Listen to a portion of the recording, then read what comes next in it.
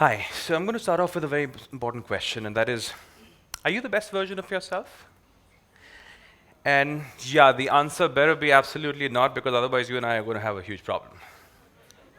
So I see a lot of people who say, I'm trying my best, or this is the best that I can do. To me, that's a very, very foolish thing to say. See, the human best is a very fluid concept. When you were in junior school, 7 plus 2 was a challenge. Actually, it still is. Never mind. So yeah, that being said, you keep evolving, and your best is going to emerge as you solve life's greatest problems as they come to you. With that as a background, um, you know who that is? Yeah, okay. You're not supposed to know. So this is actually a very important person. This is Muhammad bin Qasim. Some of you may know. He was the person who was the first Muslim invader of India. That was a long time ago. And just keep that name and that face in mind, because he's going to haunt our memories for a while, so let's do that. Changing quickly.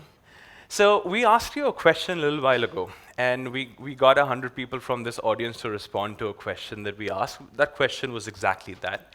We got a lot of very interesting things. So here's what we got. Top results. Greatest problems of India. These are some of the things that we got to know. Now, if this doesn't match with what you said, hold on for a while. My question to you is, who's going to solve these? Is that the government? Well, maybe not, because then the government would need to be a dictatorship if they were the only people who had to solve that. So India happens to be a democracy, and therefore no problems that we have are going to be solved without us participating energetically and passionately. Us meaning the people. People meaning you and I. Fortunately, we got a lot of them. It's a fun place to live, is India.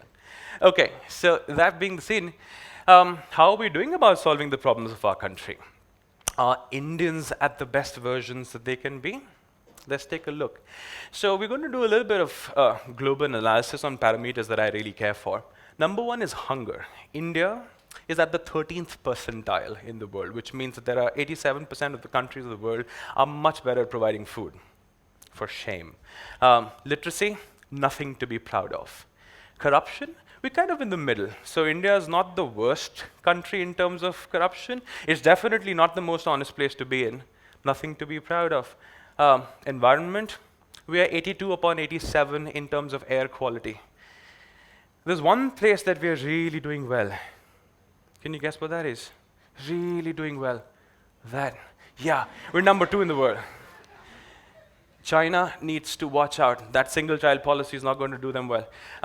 So yeah, these are my sources. But essentially, so Indians are not at the best version of who we are. What is stopping us is something that you guys did not write on the chits of paper that you gave to me.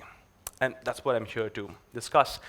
India's greatest problem, and also your greatest problem, yours and mine actually, I'm a huge king in this one, is a very simple concept, which is called self-pity. And allow me to explain myself. So very basically, self-pity means feeling sorry for yourself, and that, of course, is taken for granted. India feels sorry for themselves on a behemoth level. This is not a small thing. Now, you guys have seen self-pity all over the place, so let me know, has somebody ever misbehaved with you? Yeah? Of course. Does India have bribery as a problem? Yes, we do. Do we disrespect our women? We do all of those things. How does India respond to this? By using 3 magical words. We are a fantastically large population, and we don't do this. We don't do much to solve our problems. When you see somebody misbehaving with another person, you don't stop your vehicle and say, can I help you? You don't go and launch a mission to go and solve that, because no, you have, along with #MeToo, you have #MeFirst. When you don't feel that you're being looked after, you start looking after for your own self. When you feel sorry for yourself, ladies and gentlemen, you become selfish. When you feel sorry for yourself, you don't mind making other people suffer. So, this is a photograph from outside my house. I live in a fantastically beautiful neighborhood, as you can see. Yeah, there is a procession going on right there. Now, these are people who are canvassing for somebody who is running for a university election position. These are young people. These are extremely energetic, very young, ridiculously unemployed, completely missionless people in life who have the time of their life for about a month. They get to do what? They get to ride around in motorcycles. The best picture is actually not up here. They have long convoys.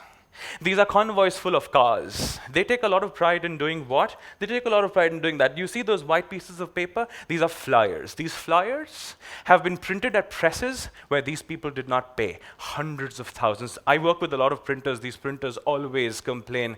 These people come and they get it done. They threaten to break our shops. We have to agree with them. These people ride around in cars. Cars that have been loaned from other people. Cars where the fuel has not been paid for. These people make convoys, and they take a lot of pride in stopping traffic. The longer the traffic jam they cause, the greater a show of strength it is. That's India. You're welcome.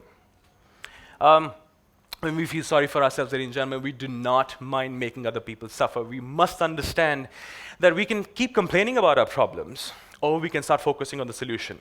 So what is the disease over here? It's called self-pity. Where does it come from? It comes from something that we did for 700 years. And then 200 years again. What am I talking about? India has slavery as a part of its social fabric. It's a part of our collective unconscious. We've done 900 uninterrupted years of slavery. We have #MeFirst. I'm now looking out for myself because there's nobody who's looking out for me. Is kind of the mentality. You go onto the roads, people are driving like they're running from the police. I don't know what the need for speed is, man. So this is a problem, and we've been colonized. And when you stay in the company of bad people, you become pretty bad. You start learning bad habits from them. Look at what we've learned. We looked at some of the symptoms earlier, right? Did the British misbehave with us? Yes? Yes, they did. Did they bribe some of our kings? Sure they did. Did they respect our women? Yeah. Now, they were kind of neat, so maybe we didn't learn littering. We kind of did that for ourselves. We have the capacity to evolve. Traffic violations, population was not big a problem at that point of time, so maybe not. Everything else we got from there. We were colonized, ladies and gentlemen. That was a really long time ago. That was 70 years ago, but we're clearly not over it. So we have a hangover. And this may sound funny to you. It's called a post-colonial hangover. And no, I did not make that term up. This is a very recognized term in sociology. Not a single person sitting inside this room is a slave or was a slave. That was our ancestors. But how many of you feel that your lives could not be better than what it is right now? That's what I'm saying. That's the greatest problem of India. We feel sorry for ourselves. And if we do not overcome our self-pity, we're never going to participate energetically into the rebuilding of this nation. We need to stand up. We are so many of us. We can really do that. We need to now stop becoming the worst versions of ourselves. Okay, preaching time is over. So let's play a fun game called What's That? Can you identify what that is? No? Okay, how about this? Looks cool, right? This. I'll throw you a softball. How about this? Come on. Yeah, okay. This is not just any bat. This is a Kookaburra Kahuna, which is supposed to be the best bat in the world. But let's see. So we showed you these. Now, these are not the best versions of the things they're supposed to be. Let's see what we can make out of that. That is steel. And what you can make from that is this. That is a diamond in the rough. What we can make from that is this. That's a piece of bamboo. Goes on to be that. This is just a Kookaburra bat when you buy it. This is the best bat in the world. I'll show you what I exactly mean from that. So this is the bat when you buy it. Anybody who's ever played cricket would know you do not use a bat when you buy it. You got to do something to it. What do? You do that. You beat it so that it becomes ready to be its best version. This guy did not look like this when you took it from the forest. You've got to do a really painful thing. You've got to make holes with a hot piece of iron. Again, see? You do something to make it the best version. I'm saving the best for the last. That is not how it looked like. You make fire, forge the steel into becoming a sword. You beat it into shape. When we have something bad happening to us, ladies and gentlemen, do we imagine ourselves like swords being made? Because really bad things lead to really great people. Look at some of the best people in the world, and you'll know what I'm talking about. But we don't look at it that way. So, what's the psychology behind this? When something bad happens to us, it can happen in various levels. So it's basically called a hurt. It can be a random hurt, or it can be a disappointment, or it can be, in the most severe form, a disillusionment. Let's leave out random hurt. If you're disappointed or disillusioned, when something bad happens, a switch goes off in the mind. And that switch is called rationality. If you're a little boy, and you just got hurt in your knee, and you're sitting at the side of the road crying, that's not a really good time to ask you to decide whether this painting is better or that painting is better. Rationality is off at that point in time. You are now in survival mode. You will not be taking the best decisions of your life. So how do we really cope with disappointments of a deep nature? This is what we do. Step number 1, we deny it. Nah, I don't think that happened to me. No, this is not happening to me. We go into denial mode. When you're out of that, number 2, that man is a bleep. How dare he do that to me? You go into anger, you kind of say that this feels fun for a while. You want to stay here because it helps you voice your complaints. Then you come to step number 3. Step number 3 is cool. All men are bleeps. I'm never going to trust again. You don't trust either. You're making a mistake, I'm telling you. Now you might be lucky enough to go into the last one. The last one is called closure. It takes a while. If you do this just alone on yourself, it takes a while to get over a disappointment. Say, okay, all men are not bleeps, but I'm going to be careful, and peace. Takes up a lot of your time, makes you think that the world is a really bad place. It's a lot of time wasted. We can do this much faster. So I'm going to tell you about what happened. I run a company called Logophilia, and we teach etymology, which is a method by which you can really learn vocabulary really fast. Back in 2010, there was a boy who was 18 years old, and he was one of our students. He had really ruined his class 12 results. He ruined his class 12 results to such a degree that, leave alone the best colleges, even the bad ones were not taking him.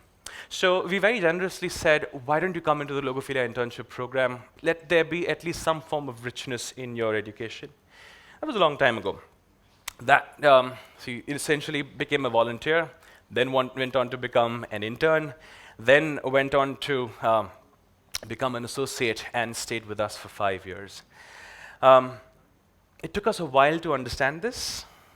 It really broke my heart at the end of 5 years when we understood that this person, who had then become the second oldest person inside Logophilia, had been lying to us.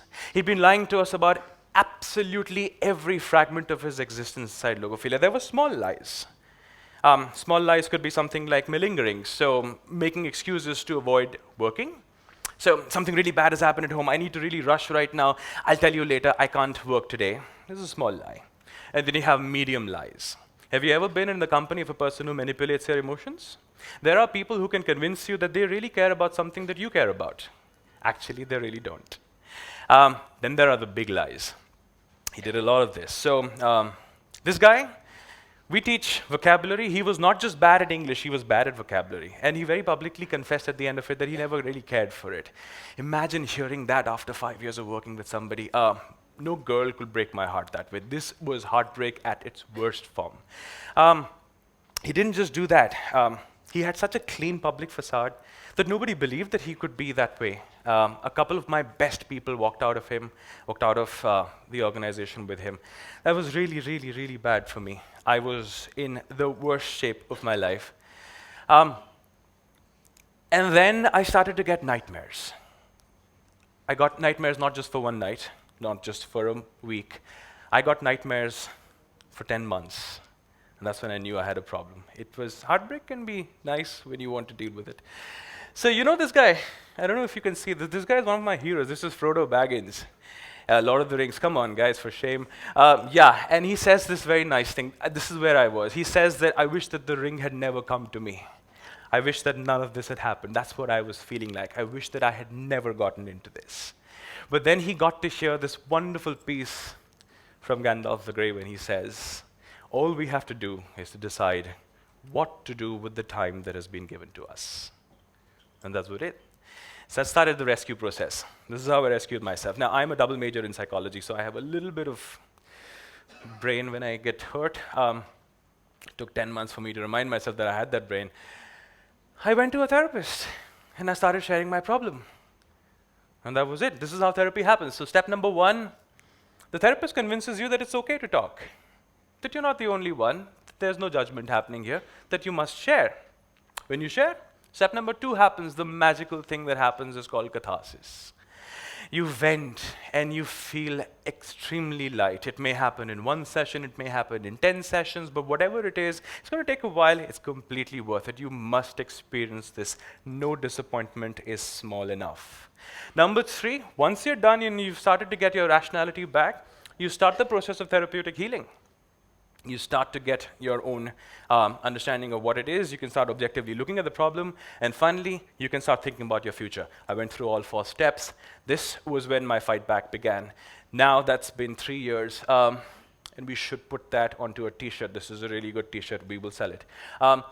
When your boat sinks, make a better one. Don't just drown with the boat. Let's start thinking about making a better boat. This is exactly what I did. So number 1, Logophilia has written 16 books. We're now getting them published, and these are being marketed to 153 countries.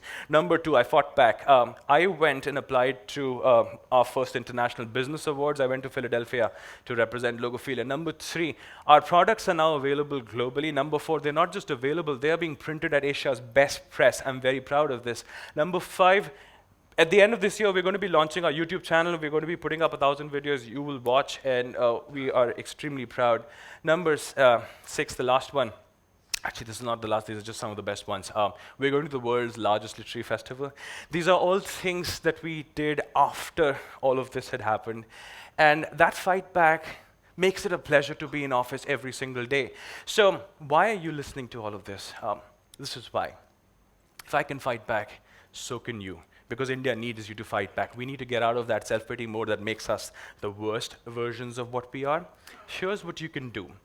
When I ask somebody to go in for therapy, a lot of people say, are you crazy? I'm not a psychopath. Why would I go for therapy? That's a mindset that we need to change. We need to be open about talking about our problems. And if you're a shy person, if you have reservations about what therapy can do for you, here is the least that you can do. Just yesterday, Logophilia test ran a product, which is going to be unveiled on our website very soon. It's a portal called Thank You for Sharing. So just basically that. It's not a T-shirt selling website. I'm sorry that is there. That. Here is a platform where if you think that you're ready to share your story. See, I'm ready to share my story right now. It's 3 years. If you think that you're ready, go and click on that button. If you're not, we'll give you reasons as to why you might want to do that. So that. Because your rationality is typically compromised when you are hurting, we're going to be giving you a guided platform where we're going to be asking you a fairly basic set of questions that will help you understand what has happened and respond to it instead of reacting to it. We need you to respond to it. Once you're done with that, you can start writing your story. Now, it may be that you're not ready to share your story with the rest of the world right now. You can just download and keep it for yourself. That's all right. It's still going to be very, very helpful because it will facilitate catharsis. It will help you vent.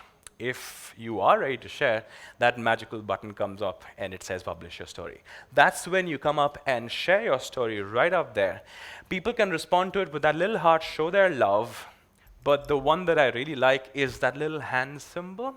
That symbol says, I can relate. There is nothing more musical that you can hear. When you have a problem, somebody says, I know, I also went through that. It's a wonderful, wonderful thing. That's done. We'll ask you to reflect about what your experience was. Did you like the sharing experience? And once you've said all of that, we go to closure. Remember the last state of closure. We come to this very nice place, which says, are you ready to seek help? And we're going to patiently wait and hope that you are ready to seek help. I am. I have been. It took me about 14 months to get over it. I did. It really worked for me. But once you are, you will start the journey of being the best version of yourself. My name is Dhruv Sharma, And this is what I'm trying to do. Thank you for listening to me.